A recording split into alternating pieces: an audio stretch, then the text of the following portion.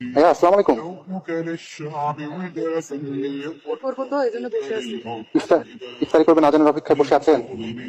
কি দিয়ে ইফতারি করবেন? খেজুর। ভাই কি এগুলা? যে ভাত আর হচ্ছে মুড়ি। আর আর জিনিসপত্র আর কই? নাই ভাই আর কিছু না। হ্যাঁ, এই ছিল। এই ছিল বলতে বুঝলাম না, মানে আপনি শুধু মুড়ি আর হচ্ছে, এটা কিসের ভাত? এ আল্লাহ, এটা কিসের ভাত ভাই? এটা ওই যে জাগর ভাত।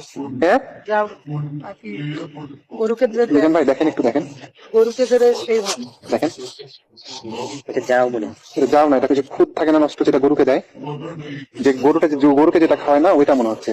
তো এই শুকনা মুড়ি আর এখানে কি এই যে গরু, এই ভাত আপনি কই পাইছেন? ভাইয়া, কি বলবো, মালিকের যেটুকু খাইতে দিছিল রাত্রে খেয়েছি, সে রোজা আছে আর একটু ইফতারের জন্য খেয়েছি।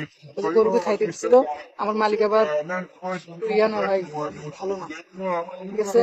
এখন কি করবো ভাই, বুঝতেছি না ভাই। সবারই ভালো মন্দ খাইতে ইচ্ছা করে, তবে সময় তো আমার কপালে আল্লাহ লাগলো, কি করবো না বলে। আরে ভাইয়া দুঃখ করবেন না, আপনি তো কান্না। কি করবো ভাই। একটা ছেলে সে আজকে রোজা রাখছে, ও এখানে বিলের মধ্যে কাজ করে।